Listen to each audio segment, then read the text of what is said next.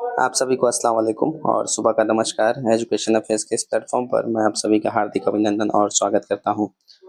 जैसा कि हम लोग घटना चक्र जो कि हिंदी विषय के लिए हैं, जो आपके सभी प्रतियोगी परीक्षाओं में काम आएंगे, उनके प्रश्नों को देख रहे थे। आइए शैली को हम लोग आगे बढ़ाते हैं और आज के प्रश्न हम लोग भारतेंदु युग से संबंधित है। उन प्रश्नों को देखते हैं कि पहला इसमें प्रश्न है 23 नंबर की, कुछ तर्क दिए गए हैं और उस पे कुछ स्थापना है, उस पे कुछ तर्क दिए गए हैं, उसको देखना है। तो पहला इसमें स्थापना है कि भारतेंदु युग में मध्यकालीन और आधुनिकता का द्वंद्व है और तर्क इस पे दिया गया है क्योंकि उस समय का भारतीय समाज संक्रमण के दौर से गुजर रहा था।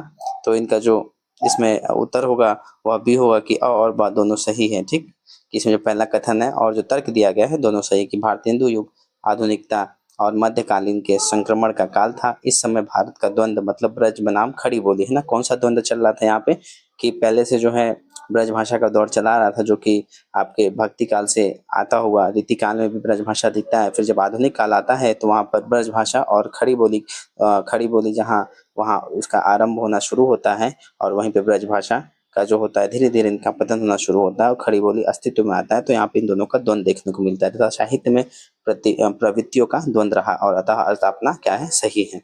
अगर हम लोग भारतेंदु हरिश्चंद्र की बात करें तो इनका जन्म 1800 में हुआ था, सॉरी 1850 में हुआ था, मृत्यु 1885 में हुआ था। और भारतेंदु युग की बात करें तो लमसम यह 1850 से 1900 ईस्वी तक चलता है और इसका नामकरण भारतेंदु हरिश्चंद्र के नाम पे पड़ा हुआ है। ठीक, क्योंकि इस अगर भारतेंदु युग की हम लोग विशेषताओं की बात करें तो यह राष्ट्रीय भावना का इसमें उदय हुआ, सामाजिक चेतना हमको देखने को मिलती है, खड़ी बोली का प्रयोग देखने को मिलता है, नाटकों का विकास भी देखने को मिलता है और पत्रकारिता का हमको आरंभ भी मिलता है। इससे पत्रकारिता जो पत्रकारिता है उसका आरंभ में हमको कवि वचन सुधा हो गया, हरिश्चंद्र चंद्रिका हो गया और ब्राह्मण जैसी पत्रिकाओं प्रकाशित होती है और यहीं पे हास्य और व्यंग्य रचनाएं भी लिखी जाती हैं और नवजागरण की यहाँ पे हमको शुरुआत देखने को मिलती है। तो संक्षेप में हम क्या कह सकते हैं, जो भारतेंदु युग ने हिंदी साहित्य को एक नई दिशा दी, जहाँ साहित्य केवल भक्ति और श्रृंगार तक सीमित नहीं रहा बल्कि सामाजिक और राजनीतिक मुद्दों को भी उठाया गया। 24 नंबर प्रश्न है कि भारतेंदु काल को किस काल की संज्ञा दी गई है। तो भारतेंदु काल को पुनर्जागरण काल की संज्ञा दी गई है।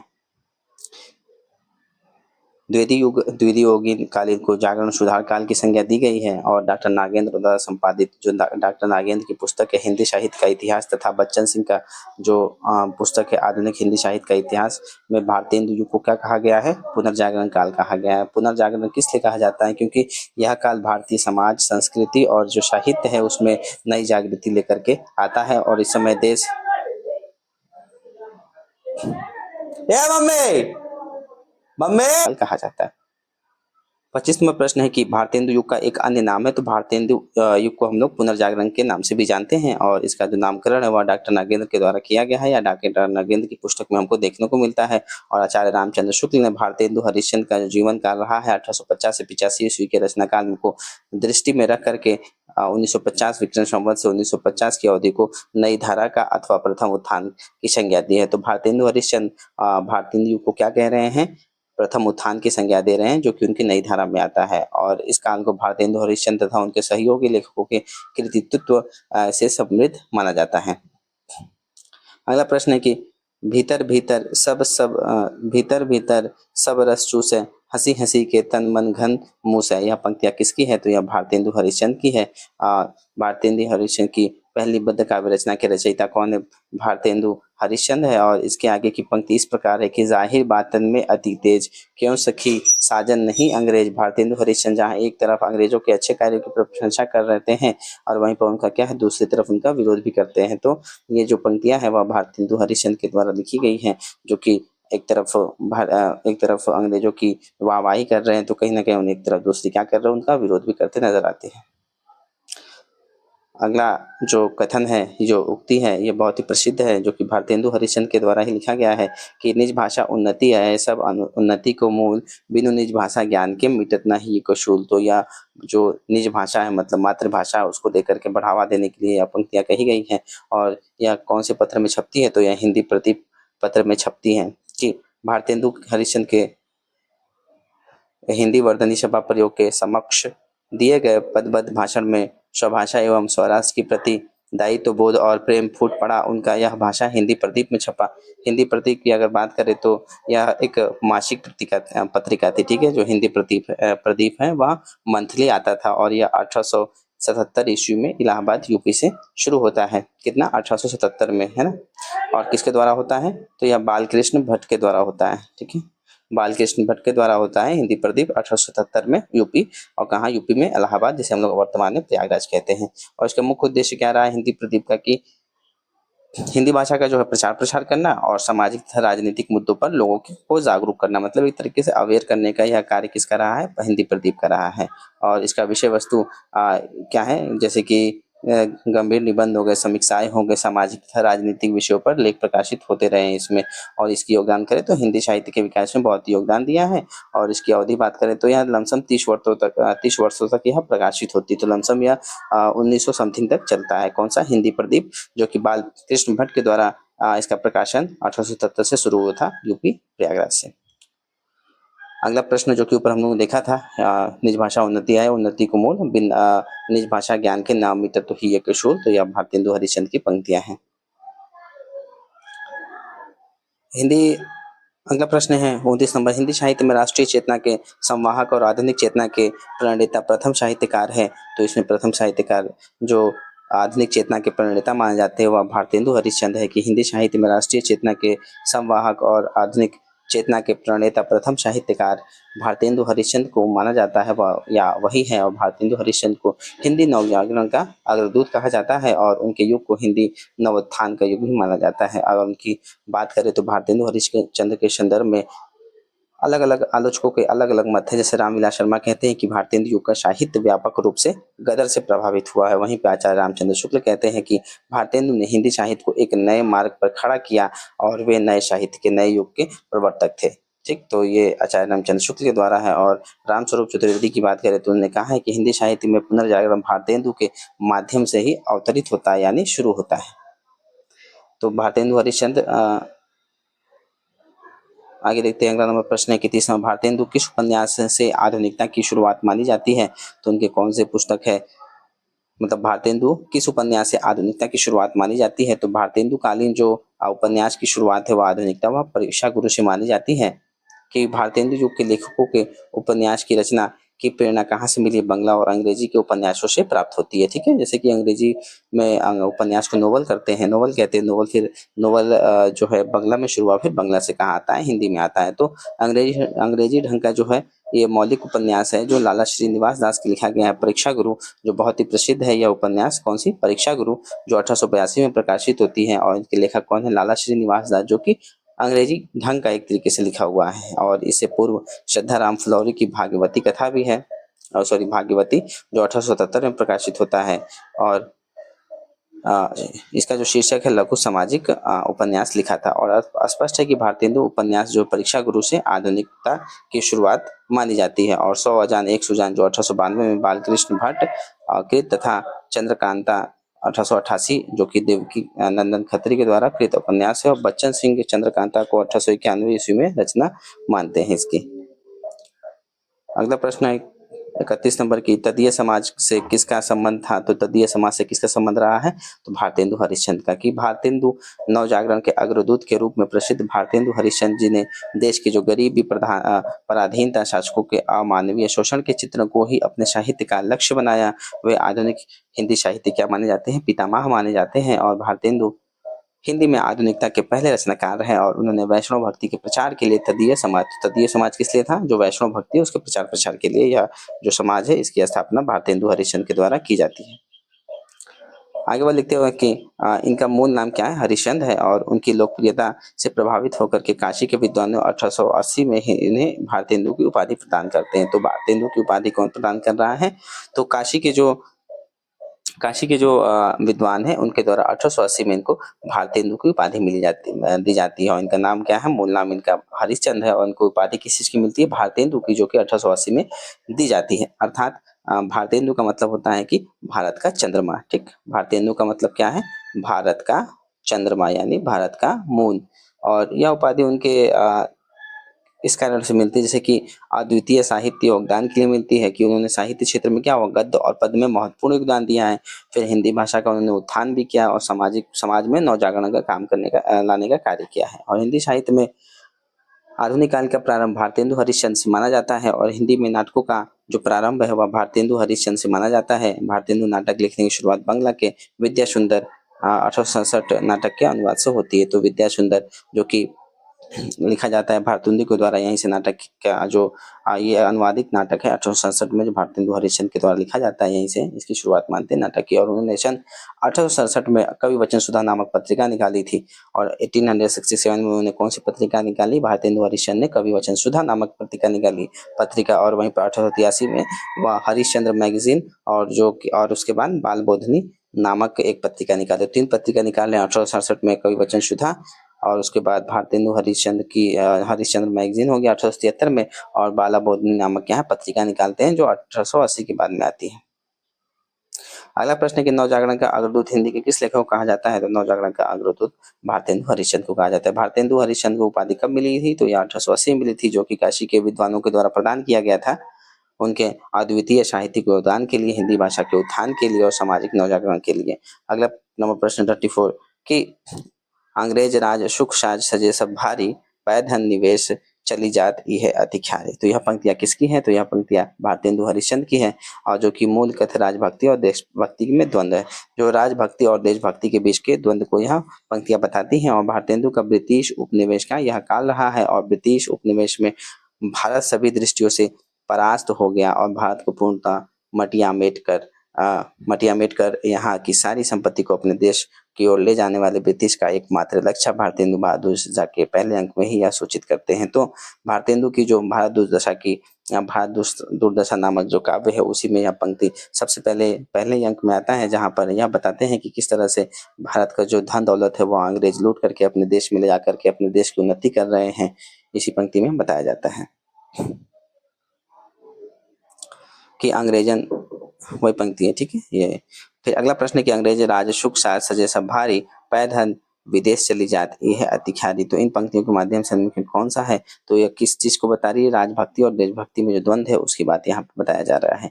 अगला प्रश्न है कि रोबहु सब मिले के आवहु भारत भाई, हाँ हाँ भारत दुर्दशा न देखी जाए। तो यह पंक्तियां भारत दुर्दशा से उद्धृत हैं, जो कि भारतेंदु हरिश्चंद्र के द्वारा रचित हैं, ठीक, कि भारत की इसमें दुर्दशा बताते हैं, किस प्रकार से भारत की दुर्दशा होती है और किस प्रकार से अंग्रेज वगैरह जो है किस तरह से मतलब पंक्तियों के माध्यम से बताने का प्रयास करते हैं और लोगों को जागरूक भी करते हैं।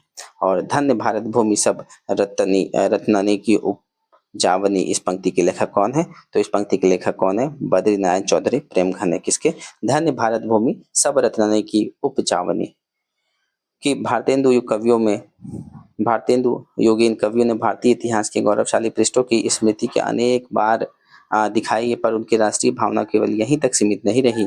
अंग्रेजों की विचारधारा और देशभक्तिपूर्ण कविताओं से भी उन्होंने यथेष्ट प्रेरणा ली, जिसका फल यह हुआ कि क्षेत्रीयता से ऊपर उठ करके वे संपूर्ण भारत की नब्ज को टटोलने लगे। और बद्रीनारायण चौधरी प्रेमघन, जो कि भारतीय युग के बहुत ही अच्छे कवि माने जाते हैं, कि उपर्युक्त पंक्तियां भी इसी तथ्य को स्पष्ट करती हैं कि देश के उत्कर्ष और अपकर्ष के लिए उत्तरदायित्व परिस्थितियों पर जो प्रकाश डाली इस युग भारतीय युग के जो कवियों ने जनमानस में राष्ट्रीय भावना के बीच वपन का महत्वपूर्ण कार्य किया है। और देशभक्ति की भावना के बाद में मैथिली शरण गुप्त के द्वारा जो रचित है भारत भारती, जो कि 1912 में लिखा गया, किसके द्वारा, मैथिली शरण गुप्त के द्वारा लिखा गया। ये द्विवेदी युगीन के कवि माने जाते हैं। और भारतेंदु की विजयिनी विजय वैजयंती, प्रेमघन की जो है आनंद की अरुणोदय और प्रताप नारायण मिश्र की महापर्व और नया संवत, और राधा कृष्ण की भारत बारह महाशा और विनय शीर्षक कविताएं देशभक्ति क्या है, प्रेरणा युक्त है। तो ये सब जो काव्य है वो किससे संबंधित है, देश भावना, देश जो भक्ति है उससे प्रेरित है, या देश को लोगों को अवेयर करना, देश के प्रति भक्ति मार्ग दिखाना। और हम अगला है कि हमारे उत्तम भारत देश काव्य पंक्तियां राधाचरण गोस्वामी द्वारा रचित है, जो देशभक्ति भावना को परिलक्षित करती है। और हमारा देश हमारो उत्तम भारत देश, या पंक्तियां किसकी है, राधाचरण गोस्वामी की है। बद्रीनारायण चौधरी प्रेमघन ने हार्दिक हर्षादर्श कविता में भारत का शासन अधिकार लेने वाली महारानी विक्टोरिया के विषय में क्या कहा है। जो उस समय विक्टोरिया महारानी शासन ले लेती है भारत में, जब 1857 की क्रांति होती है, तो उसके बाद बद्रीनारायण चौधरी प्रेमघन कहते हैं कि किस सनात भोली भारत की प्रजा अनाथन। और भारतेंदु हरिश्चंद्र ने हिंदुस्तान का गुणगान किया है। तो यह हिंदुस्तान का गुणगान किसने किया है, तो भारतेंदु हरिश्चंद्र ने। और प्रेमघन ने राजभक्ति, भारत और शरीश और ठौर कहूँ ना ही कह करके विदेशी शासकों को आसक्त किया है। तो अंबिका दत्त व्यास ने जयति राज राजेश्वरी जय जय परमेश्वर द्वारा रानी विक्टोरिया के अति प्रभार प्रकट किया है। अरे फिर आगे भरवाने के लिए उधर आना तो बताता हूँ, भर देना, थोड़ा मैं भी काम कर रहा हूँ अपना, बताता रहूँगा, उसको भर देना, ज़्यादा समय नहीं लगेगा, 10 मिनट। आइए थोड़ा प्रेमघन के विषय में भी समझ लेते हैं कि इनका पूरा नाम है बद्रीनारायण चौधरी, और इनका जो उपाधि इनको मिली है प्रेमघन की। और बद्रीनारायण चौधरी प्रेमघन के नाम से जाने जाते हैं। इनका जन्म 1855 ईस्वी में उत्तर प्रदेश के मिर्जापुर जिले में हुआ था। और ये भारतीय युग के एक महत्वपूर्ण क्या थे, साहित्यकार थे। और वे कवि, निबंधकार, नाटककार और पत्रकार के रूप में भी जाने जाते हैं। और उन्होंने साहित्य को समृद्ध करने के लिए महत्वपूर्ण अपना योगदान दिया है। और उन्होंने आदम कदम्बनी और नागरी नीरज जैसी पत्रिकाओं का संपादन किया है। और 1923 ईस्वी में इनका निधन हो जाता है। ठीक है, 1855 से लेकर के 1923 तक इनका जीवन काल चलता है, जिसमें से आनंद कादम्बनी और नागरी नीरज इनकी दो क्या थी, यह पत्रिकाएं थी। अगर इनकी रचनाओं की बात करें तो इन्होंने नाटक लिखे, किसने, प्रेमघन ने। और उनके नाटकों में आ जाता है भारत सौभाग्य 1988 में लिखा जाता है। और प्रयाग रामागमन इनका दूसरा नाटक है, जो कि 1889 में लिखा जाता है। और वहीं पे काव्य संग्रह की बात करें तो वर्षा बिंदु, आनंद अरुणोदय हो गया, और मयंक महिमा हो गया। और निबंध इन्होंने दिल्ली दरबार में मित्र मंडली के याद और पत्र पत्रिकाएं, जो हम लोगों ने ऊपर देखा यहाँ पर, आनंद कादम्बनी जो कि 1881 में आती है, मासिक पत्रिका है। और नागरी नीरज जो कि 1893 में आता है, जो साप्ताहिक पत्रिका है, मतलब वीकली, मतलब सप्ताह में एक बार आती थी। आगे का प्रश्न है कि लाला श्रीनिवास दास के संयोगिता स्वयंवर की सच्ची समालोचना किसने की है। तो इसकी सच्ची समालोचना बालकृष्ण भट्ट ने की है। कि बालकृष्ण भट्ट भारतेंदु योगीन प्रतिनिधि रचनाकार थे। तो ये भी भारतेंदु जो युग है उसमें बालकृष्ण भट्ट भी आते हैं, और बद्रीनारायण चौधरी प्रेमघन भी इसी युग के कवि माने जाते हैं। और इन्होंने लाला श्रीनिवास दास की कृति, जो नाटक है, लाला श्रीनिवास दास के द्वारा जो लिखित नाटक है संयोगिता स्वयंवर की क्या करते हैं, समीक्षा, सच्ची समालोचना शीर्षक से करते हैं। और डॉक्टर राम विलास शर्मा ने इन्हें हिंदी आलोचना का जन्मदाता कहा है। किसको, बालकृष्ण भट्ट को। और बालकृष्ण भट्ट को हिंदी का एडिशन तथा हिंदी का प्रथम निबंधकार माना जाता है। और अन्य तथ्य देखें इनके, बद्रीनारायण चौधरी प्रेमघन भारतेंदु युग के रचनाकार हैं। इन्होंने जीर्ण जनपद काव्य और भारत सौभाग्य तथा वैश्या विनोद नाटक लिखा है। और रामचंद्र शुक्ल हिंदी साहित्य के प्रख्यात निबंधकार, इतिहासकार तथा आलोचक माने जाते हैं। और भारतेंदु हरिश्चंद्र आधुनिकता के नवदूत माने जाते हैं। वहीं पे हम लोग अगर बालकृष्ण भट्ट की बात करें तो इनका जन्म 1844 ईस्वी में होता है। और कहाँ पर, यूपी में, प्रयागराज में, मतलब इलाहाबाद में। और यह भी क्या है, भारतेंदु काल युग के ही प्रथम क्या मुख्य लेखक, रचनाकार और निबंधकार और पत्रकार माने जाते हैं। और 1844 से लेकर के इनका जीवन काल 1914 ईस्वी तक चलता है। और इन्होंने भी बहुत सारी पत्रिकाएं लिखी। इससे पहले हमने चर्चा की थी इनकी बालकृष्ण भट्ट की पत्रिका कौन सी है, 1877 में इनकी जो एक पत्रिका है हिंदी प्रदीप के नाम से वह आती है, जो कि क्या है, मासिक पत्रिका है। और यह 30 वर्षों तक चलता है। और नाटक की बात करें इनके तो बाल विवाह नाटक हो गया, नूतन ब्रह्मचारी हो गया, जो कि क्या है, एक शिक्षाप्रद नाटक है, नैतिक शिक्षा, जो सही क्या है गलत क्या है इस तरह के यह नूतन ब्रह्मचारी नाटक है। और रेल का विकट खेल, जो कि तत्कालीन समाज की अवस्था और व्यंग पर क्या है, आधारित है। कौन सा, रेल का विकट खेल नाटक, जो कि बालकृष्ण भट्ट के द्वारा रचित है। और एक और इनका नाटक है जैसा काम वैसा परिणाम। तो जैसा कि आप कर्म करोगे उसी के आधार पर यह फल मिलेगा। ये क्या है, हास्य व्यंग्यात्मक नाटक है। और उपन्यास की बात करें तो 100 अजान एक सुजान, यह उपन्यास समाज में अच्छे और बुरे लोगों के व्यवहार पर आधारित है। कौन सा, 100 अजान एक सुजान, जो कि बालकृष्ण भट्ट के द्वारा लिखे गए हैं। और आगे देखते हैं आगे का प्रश्न नंबर 39 मेघदूत का खड़ी बोली में अनुवाद किसने किया है? तो यह राजा लक्ष्मण सिंह ने किया है मेघदूत का खड़ी बोली में अनुवाद।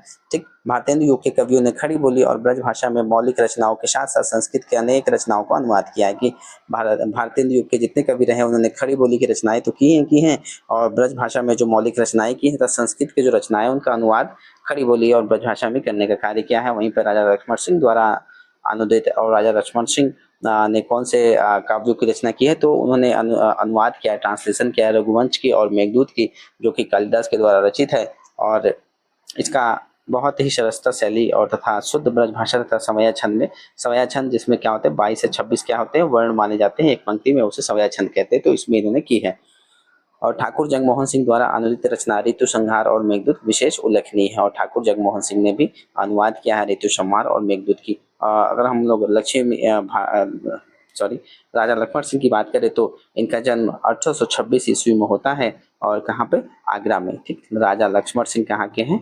आगरा यूपी के हैं। और वो हिंदी साहित्य के एक प्रमुख लेखक और अनुवादक रहे हैं और जिन्होंने खड़ी बोली हिंदी को बढ़ावा देने के लिए इनको जाना जाता है। कौन सी? खड़ी बोली हिंदी को बढ़ावा देने के लिए। और उन्होंने संस्कृत निष्ठ हिंदी का समर्थन भी किया है और उर्दू फारसी के शब्दों को प्रयोग करने पर उन्होंने जोर दिया है। और इनकी अगर हम लोग बात करें तो इनका एक प्रजा हितैषी नामक क्या है पत्रिका है, जो कि 1896 ईस्वी में प्रजा हितैषी क्या है इनकी पत्रिका है। किसकी? राजा लक्ष्मण सिंह की प्रजा हितैषी नाम की क्या है इनकी पत्रिका है। और 1896 ईस्वी में इनकी मृत्यु हो जाती है। तो 1826 से लेकर के 1896 तक इनकी क्या होती है? जीवन अवधि रहती है। अगर इनकी प्रमुख रचनाओं की हम लोग बात करें तो शकुंतला हो गया, जो कि 1862 में इनके द्वारा रचित है, जो कि कालिदास का अभिज्ञान शकुंतलम का क्या है? हिंदी अनुवाद है। और रघुवंशम, ये भी हिंदी अनुवाद है कालिदास का। रघुवंशम नाम उनका जो नाटक रहा है उसी का इन्होंने अनुवाद किया है 1878 में। और मेघदूत, ये भी कालिदास के मेघदूत का हिंदी अनुवाद है, जो कि 1882 में आया। और प्रजा हितैषी 1871 में 61 में, जो कि ये क्या है? साप्ताहिक पत्रिका है। ठीक, तो प्रजा हितैषी क्या है? एक वीकली न्यूज़पेपर है, जो कि राजा लक्ष्मण सिंह के द्वारा प्रतिपादित किया गया। अगला प्रश्न है कि भारतीय युग के कवियों ने अधिकांशतः किस भाषा की कविता लिखी है? तो इन्होंने ब्रज भाषा की कविताएं लिखी। हालांकि इसमें खड़ी बोली की भी खड़ी बोली का यहाँ से आरंभ भी माना जाता है, बट जो विशेष करके कविताएं हैं, ज्यादातर कविताएं ब्रज भाषा में लिखी गई, जो कि रीतिकाल भक्तिकाल से चलती आ रही थी। बट यहाँ पे खड़ी बोली की क्या होती है? शुद्ध एक आरंभ भी होता है। तो इस काल को जो द्वंद्वात्मक काल भी कहा जाता है। क्यों? क्योंकि यहाँ पे एक खड़ी बोली का जहाँ आरंभ हो रहा था तो ब्रज भाषा भी इसमें मिलते जा रही थी। मतलब ब्रज भाषा पहले से चली आ रही थी और खड़ी बोली की यहाँ से शुरुआत होती है।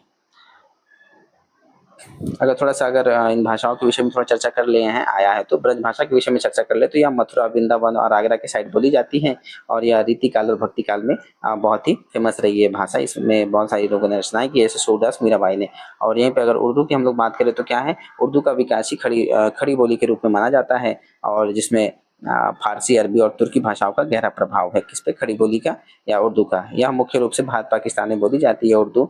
और उर्दू अपनी शायरी हो गया, गजल हो गया, इसके लिए प्रसिद्ध मानी जाती है। अगर इसमें फेमस कवि की बात करें तो मिर्जा गालिब और मिर्जा गालिब जैसे क्या है? उर्दू कवि माने जाते हैं। वहीं पे अगर अवधी भाषा की हम लोग चर्चा करें तो अवधी से अयोध्या कह सकते हैं। तो अवधी कहाँ? अयोध्या हो गया, लखनऊ हो गया और प्रयागराज मतलब यूपी, यहाँ पे बोली जाती है। और यह तुलसीदास की क्या प्रसिद्ध महाकाव्य जो रामचरितमानस है वह अवधी भाषा में लिखा गया है। और मलिक मोहम्मद जायसी का पद्मावत भी इसी जो अवधी में लिखा गया है। तो अगर हम लोग इससे पहले मैंने जो क्वेश्चन है PYQ उसमें कराए हैं उसके बारे में बताया है कि जैसे कि जो राम काव्य से संबंधित है उन्होंने अभी अवधी भाषा की प्रयोग किया, उससे पहले भी किया है। और फिर धीरे धीरे उसके बाद ब्रज भाषा आती है, रीतिकाल वगैरह भक्ति काल में भी शुरू हो जाती है, और जो कि भारतेंदु युग में भी चलती है। फिर भारतेंदु युग का जैसे ही चरम सीमा आती है तो वहां से खड़ी बोली की शुरुआत हो जाती है। फिर वहां पे अगर खड़ी बोली की बात कर ले तो खड़ी बोली क्या है? भारतीय युग से लेकर के आज तक हिंदी का पूरा गद्य साहित्य और आधुनिक कविताएं इसी भाषा में लिखी जाती हैं। और यह आज भारत की राजभाषा हिंदी का क्या है? मानक रूप मानी जाती है। कौन? खड़ी बोली। अगला है कि बद्रीनाथ चौधरी प्रेमघन उर्दू के में किस नाम से काव्य लिखते थे? तो वह कौन से नाम से लिखते थे? अब प्रेमघन, जो बद्रीनारायण चौधरी प्रेमघन है वह उर्दू में अब्र नाम से क्या करते थे? अपनी कविताओं को लिखते थे। और जैसे कि जीर्ण जनपद, आनंद, अरुणोदय, हार्दिक हर्षादर्श, मयंक महिमा, अलौकिक लीला, वर्षा बिंदु आदि क्या है प्रेमघन के चर्चित या फेमस जो कविताएं हैं वो। अगला प्रश्न 42 नंबर की शेक्सपियर के सभी नाटकों का हिंदी अनुवाद किसने किया है? तो यह किया है लाला सीताराम ने। कि लाला सीताराम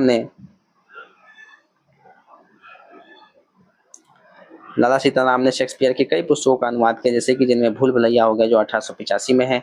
लाला सीताराम का उपनाम क्या है? भूप है। लाला सीताराम का उपनाम क्या है? भूप है। और इन्होंने जो दोहा चौपाई में अवधी भाषा का, घनाक्षरी शब्दों में ब्रज भाषा का और गैर गद्य में खड़ी बोली का प्रयोग किया है। और इनका एक ग्रंथ है अयोध्या का इतिहास, बहुत ही चर्चित है किसका? लाला सीताराम का। और इनकी कुछ कविताएं भी हैं बहुत ही प्रसिद्ध, जैसे बैरागिया लाला। अगर हम लोग लाला सीताराम की बात करें तो इनका पूरा नाम है राय बहादुर लाला सीताराम, जो कि राजा लक्ष्मण के ही बिल्कुल समान थे और हिंदी साहित्य में महत्वपूर्ण इन्होंने योगदान दिए। अगर हम लोग लाला सीताराम की बात करें तो मतलब पूरा नाम राय बहादुर लाला सीताराम की, तो इनका जन्म 1858 में होता है और यह अयोध्या में, कहाँ पे? 1858 में 1858 कहाँ पे होता है? अयोध्या में इनका जन्म होता है। और ये क्या है? प्रसिद्ध विद्वान और अनुवादक रहे हैं और जिन्होंने क्या किया है? शेक्सपियर के जो नाटक है उनको, उनके सभी नाटकों का इन्होंने अनुवाद किया है। और इनका जो उस समय क्या था, ब्रिटिश सरकार था इनके समय में, तो उस समय क्या होता है कि ब्रिटिश सरकार ने जैसे कि शिक्षा, प्रशासन और साहित्य में उनके योगदान देखते हुए इनको क्या है? राय बहादुर की इनको उपाधि देते हैं। किसको? लाला सीताराम को, है ना। इनका योगदान जैसे साहित्य में, प्रशासन में, शिक्षा में, तो उनको उपाधि दी जाती है। और 1937 में इनका प्रयाग में क्या हो जाता है? निधन होता है। जन्म कहाँ हो रहा है? अयोध्या में 1858 में, और मृत्यु 1937 में प्रयाग में। ठीक, अयोध्या में जन्म और प्रयाग में मृत्यु होती है। अगर इनकी रचनाओं की बात करें तो अयोध्या का इतिहास, जो कि फेमस है, यहाँ पे हम लोगों ने देखा था, और जो कि 1932 में एक ऐतिहासिक रचना है जो कि अयोध्या के इतिहास से इनका संबंध है। और संस्कृत नाटकों का भी इन्होंने अनुवाद किया है, जैसे अभिज्ञान शकुंतलम हो गया, उत्तर रामचरित हो गया, जो कि 1883 के बाद क्या होता है? प्रकाशित होना शुरू हो जाता है। अगला नंबर प्रश्न है कि भारतेंदु का खड़ी बोली में रचित कविताओं का संग्रह किस नाम से मिलता है? तो भारतेंदु की जो खड़ी बोली में रचनाएं हैं उनका कविता का संग्रह व फूलों का गुच्छा में हमको देखने को मिलती है। और हिंदी साहित्य के इतिहास में भारतेंदु हरिश्चंद्र को आधुनिक हिंदी का प्रणेता, पितामह व प्रवर्तक माना जाता है। कि जो आधुनिक साहित्य, हिंदी साहित्य, उसका भारतेंदु को क्या माना जाता है? प्रणेता, पितामह और प्रवर्तक माना जाता है। अगला प्रश्न है कि निम्नलिखित में से भारतेंदु कालीन कवि कौन कौन है? तो भारतेंदु युग में कौन कौन से कवि रहे हैं? तो यहाँ पे भारतेंदु हरिश्चंद्र, बद्रीनारायण चौधरी प्रेमघन, प्रताप नारायण मिश्र, जगमोहन सिंह और अंबिका दत्त व्यास तथा राधा कृष्ण दास, ये सब क्या है? यहाँ इसमें फेमस कवि रहे हैं। कौन से? भारतेंदु युग के। यहाँ भारतेंदु योगिन कालीन से यह संबंधित रहे हैं ये सब कवि। कौन सा निबंधकार भारतेंदु युग का नहीं है? तो इसमें से भारतेंदु युग का कौन सा कवि नहीं है? तो बाल मुकुंद गुप्त क्या है? या भारतेंदु युग के कवि नहीं है। बट बाल कृष्ण भट्ट, प्रताप नारायण मिश्र और श्रीनिवास दास क्या है? भारतेंदु युग से है। बट बाल मुकुंद गुप्त नहीं है। बाल मुकुंद गुप्त द्विवेदी युग से है, जो कि इसके आगे हम लोग इसके प्रश्नों को भी देखेंगे। भारतेंदु युग के बाद कौन सा युग आता है? द्विवेदी युग आता है। फिर उसके बाद छायावाद हो गया, फिर उसके बाद प्रगतिवाद हो गया, फिर प्रयोगवाद, छायावाद के बाद प्रगतिवाद, फिर प्रयोगवाद, फिर आगे ऐसे आते रहते हैं काल। तो जो बाल मुकुंद गुप्त है वह द्विवेदी युग से संबंधित है, उसमें फेमस निबंधकार रहे हैं। और इनकी अगर रचनाओं की बात करें तो श्री शंभू का चिट्ठा तथा चिट्ठे और खत द्विवेदी युग के प्रमुख निबंधकार महावीर प्रसाद द्विवेदी, इन्हीं के नाम पर द्विवेदी युग पड़ता है। और गोविंद नारायण मिश्र हो गया, माधव प्रसाद मिश्र, मिश्र बंधु, गोपाल राम गहमरी और सरदार पूर्ण सिंह और चंद्रशेखर शर्मा गुलेरी, ये सब क्या है? द्विवेदी युग से संबंधित है। और भारतेंदु युग के प्रमुख निबंधकार यहाँ पे देखिए, भारतेंदु युग से कौन है? भारतेंदु हरिश्चंद्र, बालकृष्ण भट्ट, प्रताप नारायण मिश्र, राधाचरण गोस्वामी, बद्रीनारायण चौधरी प्रेमघन और लाला श्रीनिवासन और जगमोहन सिंह, ये द्विवेदी भारतेंदु हरिश्चंद्र से संबंधित है, इस युग से संबंधित है।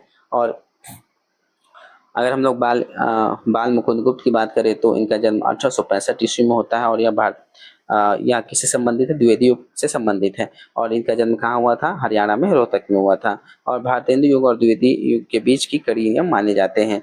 और 1907 में इनका निधन हो जाता है। ठीक, 1865 से लेके 1907 तक यह जीवन काल इनका चलता है। अगर इनका निबंध हम लोग बात करें तो यहाँ पे दिया गया था श्री शंभू के चिट्ठे, जो कि 1904 से 5 में प्रकाशित होता है। और यह क्या प्रसिद्ध व्यंग्यात्मक निबंध संग्रह है, जिसमें उन्होंने तत्कालीन जो वायसराय रहे हैं लॉर्ड कर्जन, उसकी नीतियों का जो इसमें आलोचना है वह किया है। किसमें? शिव शंभू के चिट्ठे। और इन्होंने अनुवाद में अगर देखें तो हरिट्स हो गया, खेल तमाशा, उर्दू ए बहार का इन्होंने अनुवाद किया है। और कविता क्या है इनकी? स्फुट कविताएं हैं, वह विभिन्न कविताओं का संग्रह इसमें देखने को मिलता है। और इन्होंने संपादन कौन कौन से पत्रिका का किया है? तो अखबार चुनार, कोहिनूर, हिंदुस्तान और भारत मित्र, ये सब क्या है? इनके पत्रिकाएं रही हैं जो इन्होंने प्रकाशित की हैं। 46 नंबर प्रश्न के इनमें से भारतेंदु योगीन लेखक कौन है? तो इसमें से कौन है देखिए, भारतेंदु योगीन पहचानिए। तो प्रताप नारायण मिश्र है। वहीं पर हरिऔध क्या है? ये हरिऔध आगे आगे के कवि हैं विद्या निवास मिश्र और राय कृष्णदास, या अन्य अन्य कालों से संबंधित है। बट प्रताप नारायण मिश्र क्या है? या भारतेंदु युग से संबंधित है। अगर हम लोग प्रताप नारायण मिश्र की बात करें तो इनका जन्म कब होता है? 1856 ईस्वी में होता है, और उत्तर प्रदेश के उन्नाव में, यूपी के उन्नाव में इनका जन्म होता है। और यह भारतेंदु युग के प्रमुख साहित्यकार, पत्रकार और निबंधकार रहे हैं। और 1894 ईस्वी में इनकी मृत्यु हो जाती है। ठीक है, 1856 से लेके 1894 ईस्वी तक यह चलते हैं। और इनकी बात करें निबंधों की, तो इन्होंने बात, दांत, पेट, नाक जैसे विषयों पे क्या है निबंध लिखे हैं, और अपनी अनूठी शैली के लिए प्रसिद्ध फेमस है। और इनकी पत्रिका की बात करें तो इनकी बहुत ही फेमस पत्रिका है ब्राह्मण, जो कि 1883 ईस्वी में प्रकाशित होती है या सामने आती है। तो इनका जो फेमस इनका जो पत्रिका है कौन सा है? ब्राह्मण, जो कि 1883 में आती है। और ये क्या है? मंथली, मासिक पत्रिका है, जिसका संपादन इन्होंने किया। नाटक की बात करें तो हटी हमीर, कली कौतिक और भारत दुर्दशा, ये इनके नाटक हैं। और काव्य संग्रह की बात करें तो प्रेम पुष्पावली, मन की लहर और लोकोत्तर, इनकी क्या है? ये सब काव्य संग्रह है। अगला प्रश्न है कि 47 नंबर, इनमें से भारतीय युग के साहित्यकार नहीं है, तो भारतेंदु युग में इससे कौन से संबंधित नहीं है? तो प्रताप नारायण मिश्र, ठाकुर जगमोहन सिंह है, और बाल कृष्ण भट्ट भी हैं। बट प्रेमचंद क्या है? प्रेमचंद का तो खुद का एक काल माना जाता है, तो ये इससे संबंधित नहीं है। अगला प्रश्न है कि भारतेंदु ने अपना बलिया वाला ऐतिहासिक व्याख्यान दिया था, तो इन्होंने अपना बलिया वाला ऐतिहासिक व्याख्यान कहाँ पे दिया था? तो 1884 ईस्वी में दिया था। कि हिंदी साहित्य में रुचि रखने वाले के लिए ददरी मेले का एक खास, देखिए ददरी मेला जो कि बलिया में लगता है, बहुत ही महत्वपूर्ण है। और हरिश्चंद्र ने क्या है, नवंबर 1884 में यहाँ पर एक व्याख्यान दिया था, लेक्चर दिया था, कि जिसे बलिया व्याख्यान या बलिया का भाषण भी कहा जाता है। और यही व्याख्यान भारत वर्षोन्नति कैसे हो सकती है शीर्षक से हरिश्चंद्र चंद्रिका के में सितंबर 1884 ईस्वी में प्रकाशित होती है। ठीक, तो इन्हीं का जो भाषण है वो किसमें प्रकाशित होता है? तो भारत वर्षोन्नति से प्रकाशित यह करते हैं हरिश्चंद्र चंद्रिका पत्रिका में, मैगजीन में। अगला प्रश्न है 49 नंबर, समस्या पूर्ति किस युग की विशेषता है? तो समस्या पूर्ति भी कहाँ से प्रारंभ होती? भारतेंदु युग से। समस्या पूर्ति भारतेंदु युग की काव्य शैली थी, और उसमें उनके मंडल के कवि विविध विषयों पर तत्काल समस्या पूर्ति किया करते थे। रामकृष्ण वर्मा हो गए, प्रेमगन हो गए आदि कवि तत्काल समस्या पूर्ति के लिए क्या थे? फेमस थे। और भारतेंदु कविता की मुख्य विशेषताएं क्या है? कि देशभक्ति और राष्ट्रीयता की भावना लाती है, जनवादी विचारधारा लाती है, प्राचीन परिपाटी पर इनकी कविताएं लिखे जाते हैं, जो कि वर्तमान समय को दर्शाती है, और उनकी आलोचना भी करती है। और कलात्मक का इसमें अभाव देखने को मिलता है, और काव्य में ब्रजभाषा का इसमें प्रयोग देखने को मिलता है। हास्य व्यंग भी समस्या पूर्ति तथा प्राचीन जो छंद है, ओल जो छंद रहे हैं, उनका इसमें प्रयोग हमको देखने को मिलता है। अगर हम लोग यहाँ पे एक शब्द आया है समस्या पूर्ति, आखिर है क्या? तो समस्या पूर्ति क्या है? एक तरह का काव्य रचना की प्रक्रिया है, जिसमें एक कवि को किसी अन्य व्यक्ति द्वारा दी गई एक अधूरी पंक्ति, जैसे जिसे हम लोग समस्या कहते हैं। मान लीजिए कि मैंने एक कोई पंक्ति बोल दी, ठीक है, मान लीजिए मैंने कोई पंक्ति बोल दी, छोटा मतलब एक लाइन की। आप आपको क्या करना है? मान लीजिए कि मैंने कोई एक लाइन बोल दिया, ठीक, कि मैं यहाँ रहता हूँ, ठीक, ये पंक्ति बोल दिया, और आपके लिए यहाँ एक समस्या पूर्ति हो गई। अब इसके आगे की लाइन आप क्या करेंगे? इसको पूर्ण करेंगे। तो यही क्या है? समस्या पूर्ति है, जो कि अलग विशेष छंद जैसे दोहा, चौपाई और विषय का पालन करते हुए अपनी कविता को पूरा करते हैं। इसमें क्या करते हैं कि यह छंद रूप में बंधी रहती है, और इसका जो एक तरीके से समस्या हो गया, इसका समाधान दूसरा कवि देता था पंक्तियों के माध्यम से, तभी यह समस्या पूर्ति कहलाती है। अगला प्रश्न 50 नंबर की, भारतेंदु युग के नाटककार हैं, तो भारतेंदु युग में जो नाटक कर रहे हैं वो कौन रहे हैं? तो श्रीनिवास दास रहे हैं। ठीक, तो भारतेंदु युग में के लेखकों में बालकृष्ण भट्ट, प्रताप नारायण मिश्र, राधाचरण गोस्वामी, बद्रीनाथ चौधरी प्रेमगढ़, राधा श्रीनिवास दास, बाबू देवकीनंदन खत्री हो गए, किशोरीलाल गोस्वामी आदि क्या हैं? या इससे संबंधित कवि हैं। और हिंदी, उर्दू, संस्कृत, फारसी और अंग्रेजी आदि भाषाओं पर समान अधिकार रखने वाले लाला श्रीनिवास दास को हिंदी में आधुनिक ढंग का पहला उपन्यास परीक्षा गुरु, जो कि 1882 ईस्वी में प्रकाशित होता है, वह लिखने का इनको गौरव प्राप्त होता है। और उपन्यास के अतिरिक्त इन्हें नाटक के क्षेत्र में भी भरपूर ख्याति मिली है। जैसे कि अगर इनकी नाटकों की बात करें तो प्रहलाद चरित हो गया, तप्ता संवर हो गया, और रणधीर प्रेम मोहिनी हो गया, तथा संयोगिता स्वयंवर, तो इनकी क्या है? यह नाटक है। अगर यहीं पे हम लोग लाला श्रीनिवास दास की अगर बात करें तो इनका जन्म भी 1850 ईस्वी में होता है। जिस प्रकार से भारतेंदु हरिश्चंद्र का भी जन्म 1850 ईस्वी में भी होता है, और इनका जन्म कहाँ होता है? मथुरा यूपी में होता है। कहाँ पर? यह मथुरा यूपी में इनका जन्म होता है। किसका? लाला श्रीनिवास दास का। और इन्होंने उपन्यास नाटक बहुत अच्छे अच्छे लिखे हैं और 1887 में इनकी क्या हो जाता है? निधन हो जाता है। लमसम लमसम ये भी जो भारतेंदु हरिश्चंद्र है उन्हीं के समय काल से रहे हैं, जहाँ पर भारतेंदु हरिश्चंद्र की मृत्यु 1885 में होती है और वहीं पर लाला श्रीनिवास दास की मृत्यु 1887 ईस्वी में मानी जाती है। अगर इनके उपन्यास की हम लोग बात करें तो परीक्षा गुरु जो कि 1882 में लिखी जाती है और यह पहला मौलिक उपन्यास माना जाता है। और नाटक इनका प्रहलाद चरित हो गया, रणधीर प्रेम मोहिनी हो गया, तप्त संवर हो गया और संयोगदा स्वयंवर हो गया। 51 नंबर प्रश्न है कि भारतेंदु युग का कौन कवि पुष्टि मार्ग में दीक्षित था? तो यह भारतेंदु हरिश्चंद्र पुष्टि मार्ग से दीक्षित थे, जो कि वल्लभाचार्य का जो पुष्टि मार्ग है उससे संबंधित है। अगर हम लोग बात करें तो हिंदी के कृष्ण भक्त कवियों में जैसे कि कृष्ण भक्त कवि कौन कौन से थे? अष्टछाप जैसे कि विद्यापति हो गए, सुंदरदास हो गए, सूरदास हो गए। और आदि जो अष्टछाप में कवि रहीम, रसखान, मीराबाई, बिहारी, हित हरिवंश, भारतेंदु बाबू, हरिश्चंद्र, जगन्नाथ दास रत्नाकर, अवधेय सिंह, हरिऔध, धर्मवीर भारती हो गए आदि क्या है? अत्यंत प्रसिद्ध कवि। अतः स्पष्ट है कि प्रस्तुत विकल्प में भारतेंदु युग की कवियों को केवल भारतेंदु हरिश्चंद्र पुष्टि मार्ग से दीक्षित थे। देखिए पुष्टि मार्ग की अगर बात करें तो यह दीक्षा उन्हें 1866 में मिलती है ना भारतेंदु हरिश्चंद्र को। और वल्लभाचार्य के जो वंशज श्री गुसाई जी से यह मिली थी। किससे मिली थी? जो वल्लभाचार्य के जो वंशज हैं श्री गुसाई जी से इनको दीक्षा मिलती है पुष्टि मार्ग की। और यह दीक्षा उनके पारिवारिक और धार्मिक पृष्ठभूमि से जुड़ी हुई थी। और उनका परिवार क्या है? जो भारतेंदु हरिश्चंद्र उनका परिवार वैष्णव भक्ति से संबंधित था और उनके पिता गोपाल चंद्र भी एक क्या है? कृष्ण भक्त थे। और पुष्टि मार्ग कृष्ण भक्ति का क्या है? एक संप्रदाय माना जाता है। और इसी भक्ति भावना के कारण वे इस संप्रदाय से क्या होते हैं? भारतेंदु हरिश्चंद्र भी दीक्षित होते हैं। और इस दीक्षा के बाद उन्होंने रसा उपनाम से ब्रज भाषा में भक्ति परक जो काव्य है रचनाएं लिखना शुरू की। तो रसा नामक उपनाम से जो भक्ति ब्रज भाषा में भक्ति परक कविताएं कौन लिखते हैं? भारतेंदु हरिश्चंद्र लिखते हैं। तो आगे देखते हैं कि 52 नंबर प्रश्न के निम्नलिखित में से किस रचना का रचनाकार फोर्ट विलियम कॉलेज से संबंध नहीं था? या कौन सा ऐसा कवि है जो फोर्ट विलियम कॉलेज से संबंधित नहीं है? मतलब कौन से रचना? तो प्रेम सागर है, लाला चंद्रिका है और लाल चंद्रिका। और उसके बाद जो रानी केतकी की कहानी है जो इंसान अल्लाह खान के द्वारा रचित है, यह फोर्ट विलियम कॉलेज से संबंधित नहीं है। क्यों नहीं? आगे देखेंगे। नासिकेतोपाख्यान ये भी क्या है? फोर्ट विलियम कॉलेज से संबंध रखता है। किस प्रकार से? देखिए कि 1800 में क्या है? फोर्ट विलियम कॉलेज की स्थापना होती है। किस लिए होती है?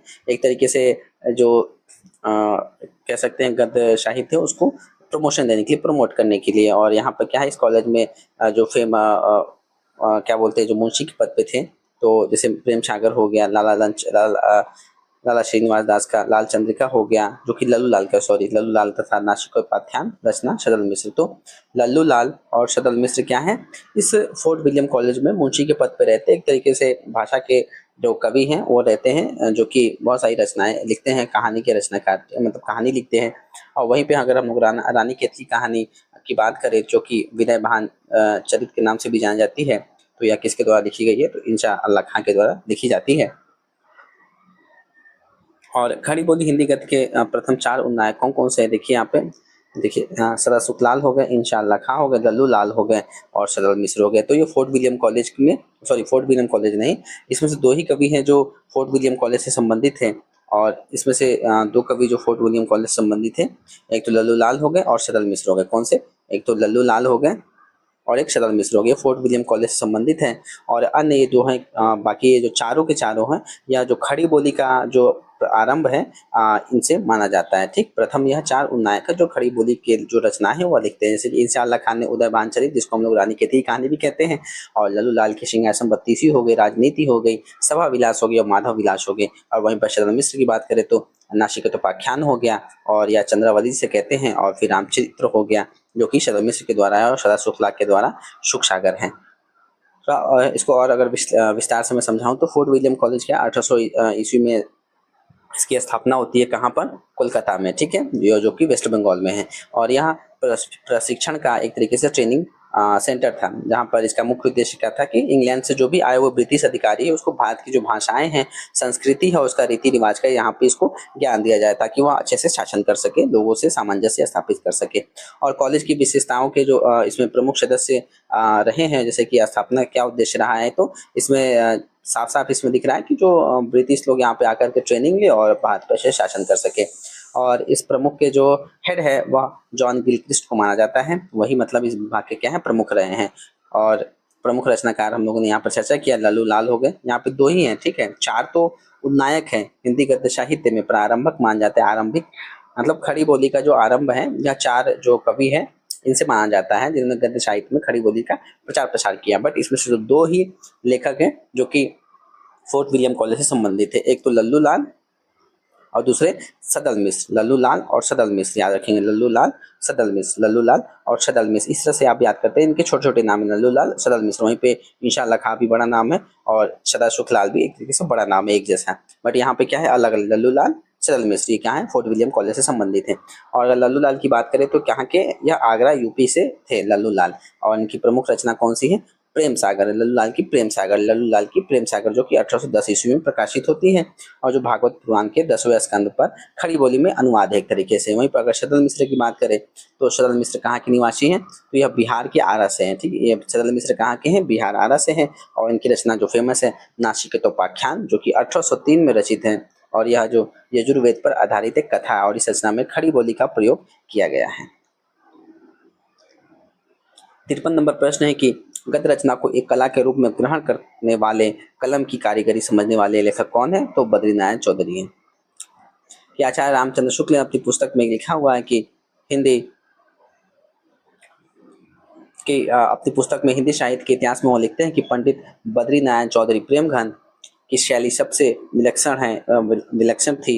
ये गद्य रचना को एक कला के रूप में ग्रहण करने वाले, कलम की कारीगरी समझने वाले लेखक थे। और कभी कभी ऐसा पेचीदे मजमून बांधते थे कि पाठक 1-1.5 कॉलम के लंबे वाक्य में उलझ कर रह जाता था। यह किसके लिए कहा जा रहा है, तो प्रेमघन के लिए। कौन कह रहे हैं, आचार्य रामचंद्र शुक्ल अपनी पुस्तक हिंदी साहित्य के इतिहास में। और अनुप्रास और अनूठे पद विन्यास की ओर भी उनका ध्यान रहता था, ठीक। और भारत सौभाग्य प्रयाग रामागमन प्रेमघन की क्या है, प्रेमघन की प्रसिद्ध नाटक है। कौन से, भारत सौभाग्य, प्रयाग रामागमन। प्रेमघन जी ने क्या है, जीर्ण जनपद नामक एक काव्य भी लिखा है। किसने, प्रेमघन ने एक जीर्ण जनपद नामक की एक कविता भी लिखा हुआ है, ग्रामीण जीवन पर क्या है यह आधारित है। अगला प्रश्न 54 के नीचे गए जो कुछ कथन दिए गए हैं उसके कारण दिए गए, जैसे कि भारतीय युग के आते आते हिंदी में अनेक पत्र पत्रिकाओं का प्रकाशन आरंभ होता है, ठीक है।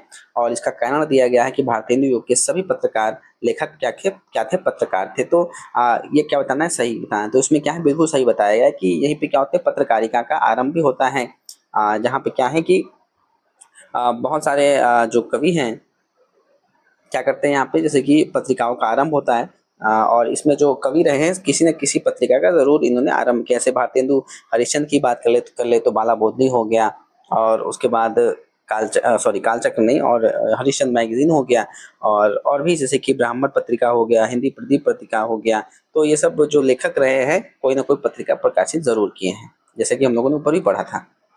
55 नंबर प्रश्न है कि हिंदी नई चाल में ढली सन 1873 ईस्वी में भारतेंदु हरिश्चंद्र ने इसे किस पुस्तक में अंकित किया था, तो इसे कालचक्र नामक जो इनका पुस्तक है उसमें भारतेंदु हरिश्चंद्र ने इसको अंकित किया था कि जो नई चाल में जो हिंदी है वह नई चाल में कब ढलती है, तो सन 1883 ईस्वी में ढलती है, ठीक। अगर इसका अच्छे से हम लोग विश्लेषण करें कि नई चाल में जो हिंदी है वह ढली 1873 में, 1863 में, सॉरी 1873। तो 1873 ईस्वी के आसपास जो हिंदी गद्य में एक महत्वपूर्ण बदलाव हमको देखने को मिलता है।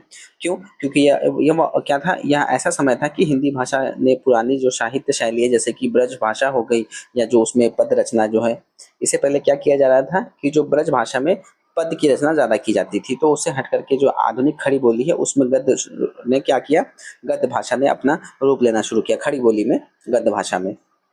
सॉरी खड़ी बोली भाषा में जो गद्य के लेखन है हमको शुरू इसमें देखने को मिलते हैं। तो इस कथन के माध्यम से भारतेंदु हरिश्चंद्र ने क्या घोषणा की है कि हिंदी अब केवल कविता की भाषा नहीं रहेगी, बल्कि इसका प्रयोग निबंध, नाटक, उपन्यास और पत्रिका जैसे विषयों में भी लिया जा रहा है। इसलिए इसको हिंदी नई चाल में ढली की। इस समय से क्या होता है कि जो भी कविताएं हैं वो ब्रज भाषा में ही नहीं लिखी जा रही है, अब खड़ी बोली में और विगत भाषा में भी गद्य विधा में भी लिखी जाती है, जैसे कि निबंध, नाटक, इसमें इसका प्रयोग देखने को मिलता है।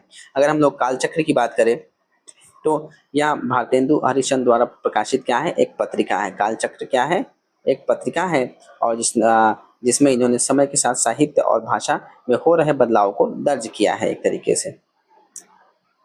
लास्ट प्रश्न है द्विवेदी सॉरी भारतेंदु हरिश्चंद्र से संबंधित कि रीतिकाल के कौन से प्रसिद्ध कवि भारतेंदु के पिता थे। तो भारतेंदु के पिता कौन है जो रीतिकाल से संबंधित है, तो गोपाल चंद्र गिरधर दास की इनके कौन थे, भारतेंदु हरिश्चंद्र के यहाँ पिता माने जाते हैं। अगर इनकी जन्म की बात करें तो हम लोग 1833 ईस्वी में गोपाल चंद्र गिरधर दास का जो जन्म माना जाता है, जो कि भारतेंदु हरिश्चंद्र के पिता हैं, और गिरिधर दास इनकी क्या है, उपाधि है। तो गोपाल चंद्र इनका नाम है और गिरधर दास क्या है, इनको उपाधि मिली हुई है। और सॉरी गिरधर दास क्या है, उपनाम से या ब्रजभाषा में कविताएं लिखते हैं। तो गिरधर दास जो नाम से ब्रजभाषा में कविताएं लिखते थे, और साहित्य के प्रति क्या है, उनके रुझान में ही भारतेंदु के लिए प्रेरणा दी थी। और 1860 ईस्वी में इनकी मृत्यु हो जाती है। तो 1833 से लेकर 1860 में इनकी मृत्यु हो जाती है। अगर इनकी प्रमुख रचनाओं की बात करें हम लोग गिरधर दास की, जो कि भारतेंदु हरिश्चंद्र के पिता हैं, गोपाल चंद्र, उनका एक नहुष जो फेमस क्या है नाटक रहा है, नहुष 1859 में। उनको पहला नाटक कौन कहते हैं, भारतेंदु हरिश्चंद्र, जो कि 1859 में प्रकाशित होता है, और यह पहला मौलिक नाटक माना जाता है। और इनकी अन्य रचनाएं की बात करें तो ब्रजभाषा में भक्तिपरक कविताएं लिखी, जो अलग अलग संग्रहों में हमको देखने को मिलती है। तो यहाँ पे आज का जो क्लास है यहीं पे समाप्त होता है। आप लोग का बहुत बहुत धन्यवाद, और आगे हम लोग द्विवेदी योगिनी से संबंधित प्रश्नों को देखेंगे। Thank you.